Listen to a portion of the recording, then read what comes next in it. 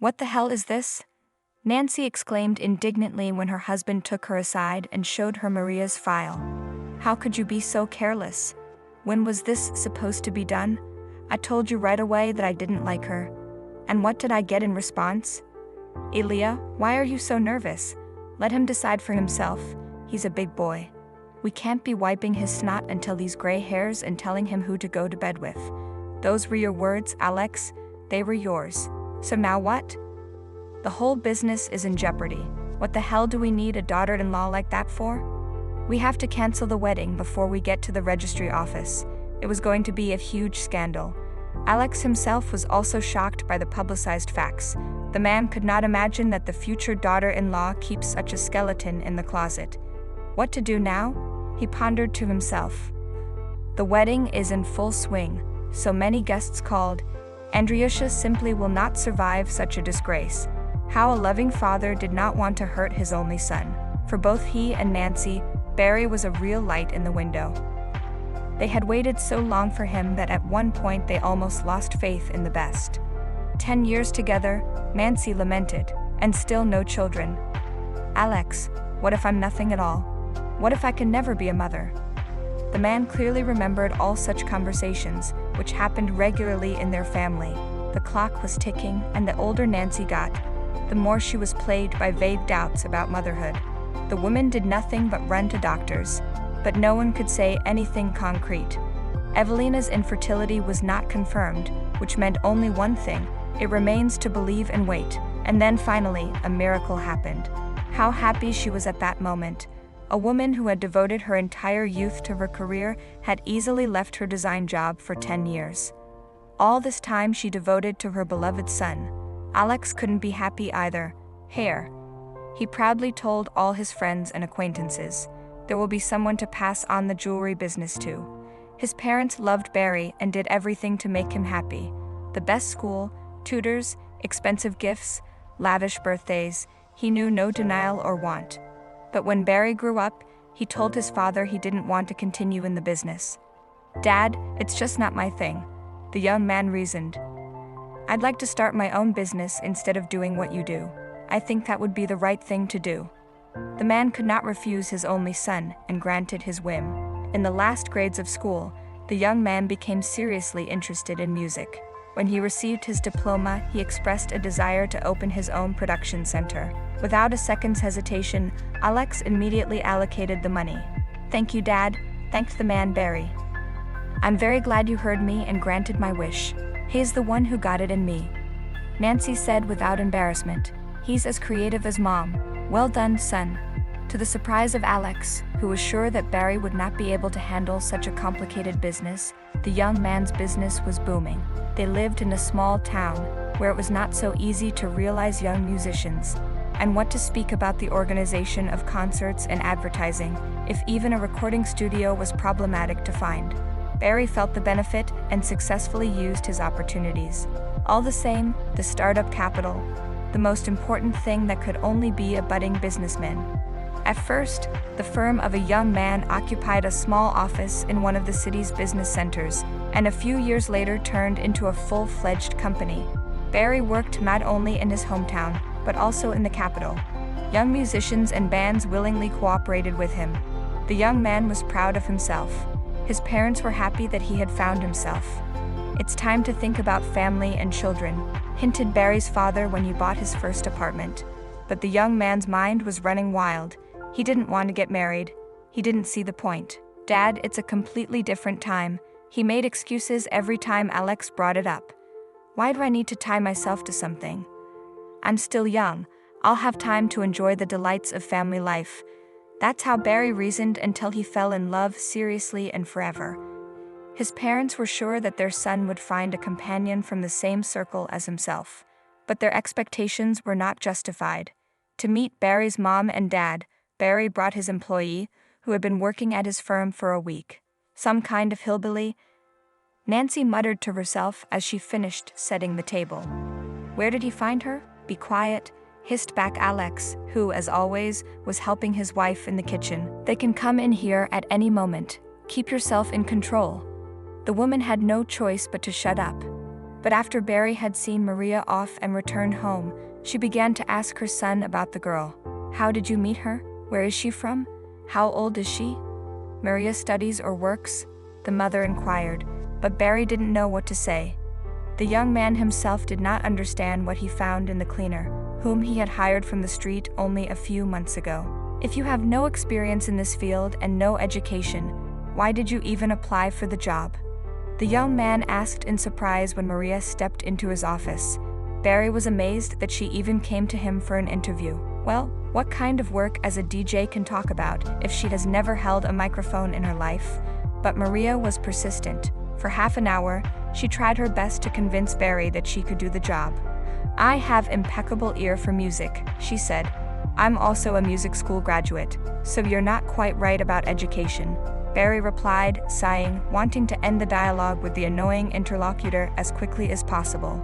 Many people, when they were teenagers, studied at a music school, but this is not a specialized education. It's nothing. Okay, I heard you, the girl gave up. Can I at least mop floors?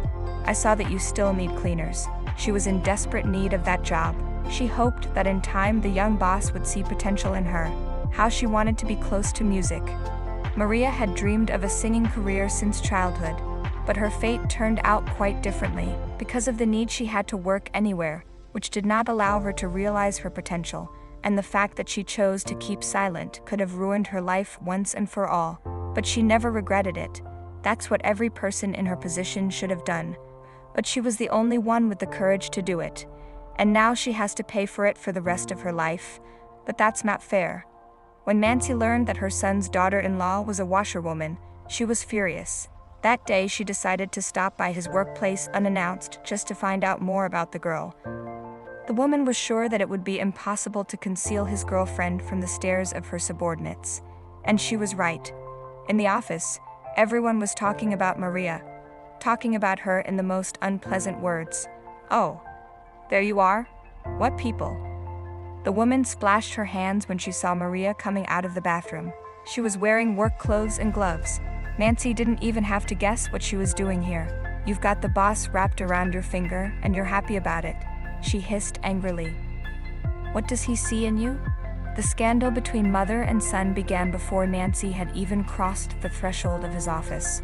The woman was screaming so loudly that Barry ran out into the hallway at the shouts. Seeing the unmistakable picture, the young man immediately realized what had happened. Mommy, come with me, he said, taking the woman under his arm. You and I need to have a serious talk. Yes. Nancy nodded approvingly, hoping her son would make excuses. I'd love to hear your explanation.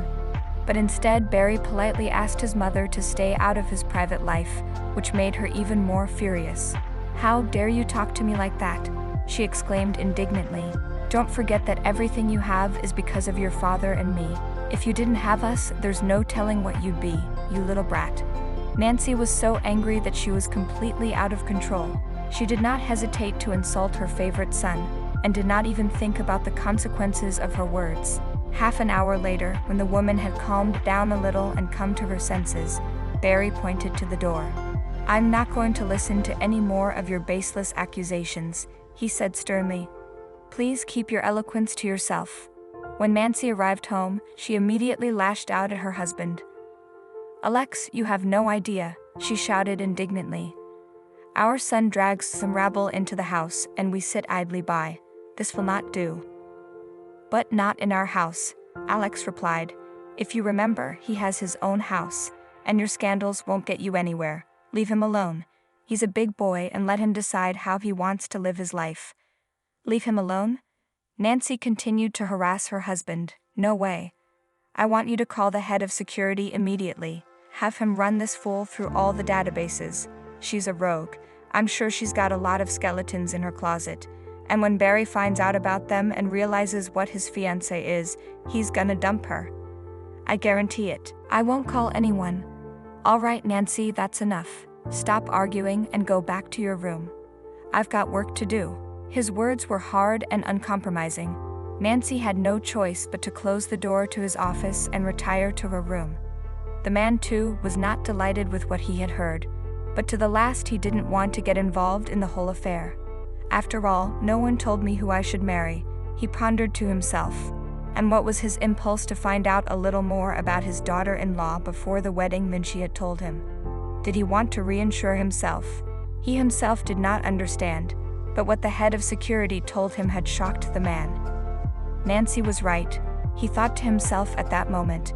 And I didn't listen to her. Damn it. What am I supposed to do now? That was the question that bothered Alex the most. The report arrived on his desk the day before the wedding, and since he was too busy with other things that day, he didn't familiarize himself with it until the morning of the wedding day. The man had an important decision to make. Should he tell his son what he knew? Or should he talk to Maria first? He wasn't going to keep anything from Barry, but she was about to become his wife. Time was running out, and something must be decided. How reckless of him to tell Nancy. He should have foreseen that she would immediately make a scandal. But I only wanted to consult, ran through his mind as the man realized that there was no stopping his wife. After making her way through the dancing guests, Nancy stepped into the center of the restaurant hall and, grabbing the microphone, tried to shout over the music playing. Only a few minutes later, the guests were listening to the woman with their mouths open. The music had died down by then, and instead Nancy's voice was all over the restaurant. The woman was so out of control that from time to time profanity came out of her mouth. "My only favorite son is getting married today," screamed Nancy, "and I, like any other mother, should be happy. How can you be unhappy on a day like this? Well, I'll tell you how. The fact is, my boy is not only marrying a washerwoman, he's marrying a criminal. A girl who spent 2 years in a cell with dirty, sweaty women, who did things to the guards that not all wives can do to their husbands. And this redneck with a criminal record my son decided to marry. Should I be happy? No. I feel like crying. I want to weep. But you can go on having fun and ignore me. Unless, of course, my boy comes to his senses right now and kicks that girl out of here." Throwing the microphone on the floor, Nancy headed for the exit of the restaurant. The shocked guests began to leave too. Some sat down at tables and waited impatiently for the banquet to continue, while others followed the hysterical mother of the celebrant. Barry himself was puzzled. The young man did not understand what was going on.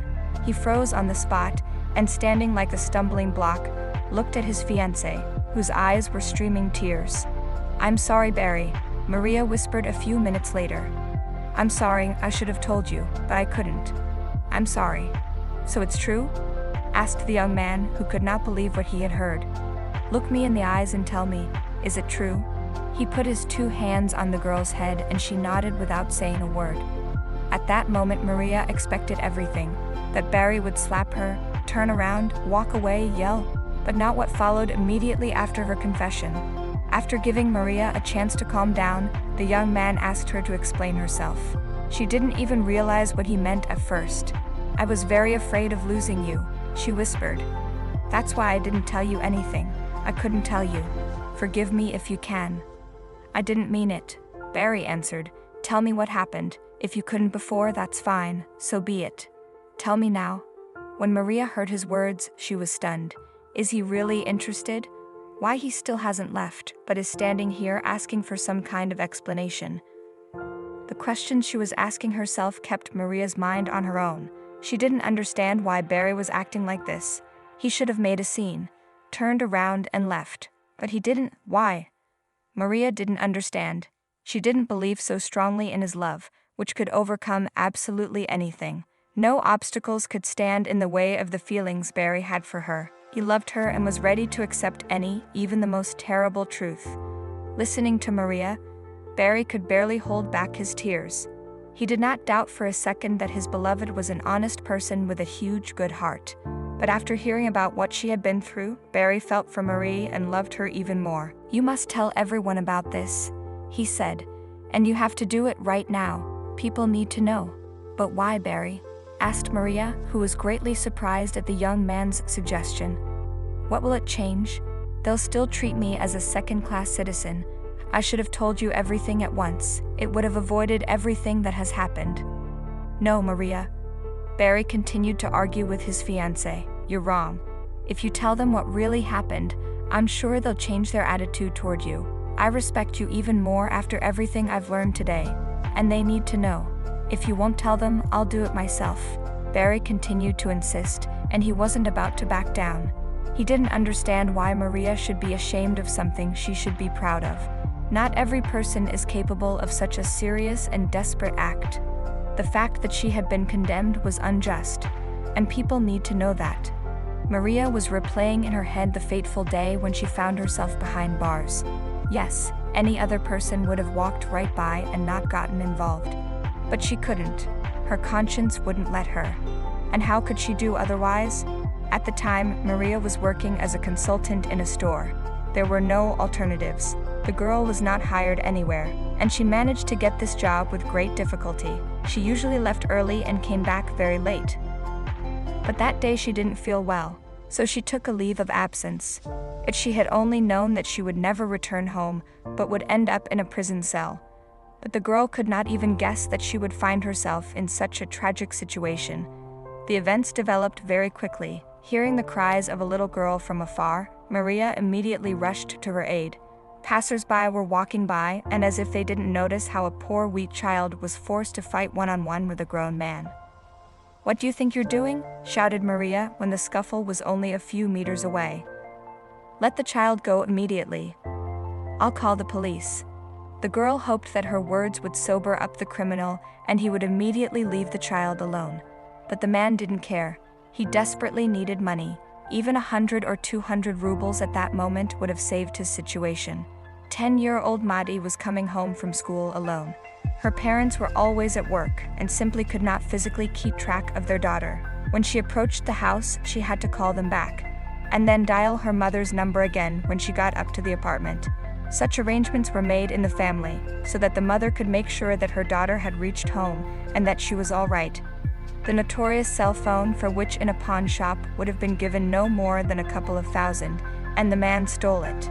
When Maria approached them, she saw that he was really struggling desperately with the girl, trying to take the cell phone away from her. "I repeat my question," Maria said sternly. "What do you want with the child? A phone call? Here's my phone." But the man had already gotten the hang of it. How could it be that some little brat dared to insult him? He didn't notice anything and nobody around him. He wanted not only to win an unconditional victory in an unequal street fight, but also to humiliate the girl, to show her place. When Maria realized that he would not stop, she decided to act. Everything happened so quickly that she came to her senses only when she saw the man lying next to her. He was unconscious and the girl was gone. The police arrived a few minutes later. Hardy passers-by couldn't pass by. How could it be otherwise? Some big man was beaten on the head with whatever was at hand, so that he would come to his senses and leave the child alone. He needs help more than anyone else. But it's his own fault. Maria tried to justify herself during the interrogation. He was the one who attacked the girl, tried to take her cell phone. All I did was protect her. So what now? Do I go to jail? Consider, sighing, the investigator replied, "There are no witnesses who can confirm that you're telling the truth. The man is in the hospital with a serious injury, and pray that he survives, and you're going to trial." Maria was shocked. She had hoped that the schoolgirl would testify, or there would be at least one passerby who would confirm her right. But it didn't happen. In the bloom of years, the girl found herself behind bars, where she was to spend several years of her life. Although the man survived, her situation did not change. It wasn't easy in the zone, but the Khans treated Maria with respect. Not many people are capable of such a deed as she did. Such courage is worthy of reward, not prison. But the girl had nothing to do but to accept her hard lot. Life in prison was quite tolerable. She was fed only poorly, and she hardly slept at all. I kept worrying and wondering how she would live after everything that had happened. After the liberation, there was no hope for the best. What could I do? I was lucky to find a job. I hid my criminal record though. But what of it? I can't just tell everyone I got into trouble. She wanted to tell Barry, to open up. After all, he's the closest thing she's ever had to a man. Maria had fallen in love with him for a long time. But she couldn't, she was scared. And now, apparently, the time has come. Being ready for any reaction from the guests left in the hall, Maria went out into the middle of the restaurant hall. Seeing this, the guests froze. They immediately realized that there would be a continuation of the banquet, and Maria wanted to say something. Taking the microphone, she politely greeted everyone present and told her story. The guests gasped. After bantering amongst themselves for a few minutes, people one by one began to approach Maria and express their admiration for her. Apologies sounded from the mouths of all present and poured on the girl in a stream. All this went on for about half an hour, until Barry came up to the bride and said, "We're gonna be late for the registry office. Let's go. We've got to go." When he got home from the celebration, the father called his son to his office for a serious talk. When the door to the office closed, Alex sat down in the chair and, looking his son straight in the eyes, said, "What a wife you chose for yourself. I couldn't even imagine that such a thing was possible." "Didn't you look at what she was in jail for when you punched it?" asked Barry, who was angry at his father for what had happened at the wedding. The young man was convinced it was his fault. His mother he knew all too well. Once she found out about everything, she would definitely not be able to keep silent, and his father might not have told her. Alex didn't know what to say to the son. He was sure that Maria herself attacked the man and made up the schoolgirl to get away with it. That was according to the case file. What else was he supposed to think? He couldn't know how it really was. It wasn't easy to restore relations in the family. It was only after several months that Barry was able to forgive his father and mother for their outrageous behavior. Nancy repeatedly apologized to Maria. The woman felt her guilt before the girl. The same said that she did not hold any grudges against her, and it was absolutely sincere. "Would you like some good news?" Barry asked Maria the day she told her husband she was expecting a child. "Should we have enough good news for today?" she replied with a grin. "There's never enough good news," Barry said, and informed his wife that the man who had put her behind bars was in jail. "Did you break it through?" she asked. "Why?" "I wanted to know how his worthless fate had turned out," Barry replied. "It's not his first robbery, and he's finally in jail. It's going to be a long time." Maria was indifferent to the news. She held no grudge against the criminal. He had chosen his fate, and sooner or later, would certainly be behind bars. In this the girl did not doubt at all. Barry was immensely happy with his wife. First she gave him a son, and a few years later a daughter. Nancy and Alex were happy for their son. They realized that it makes no difference what kind of social status and education a person has, it only matters what he is. And it was good that it happened in time, and they did not spoil their son's life with regular family conflicts and constant reproaches. They lived amicably, and that could not but be happy.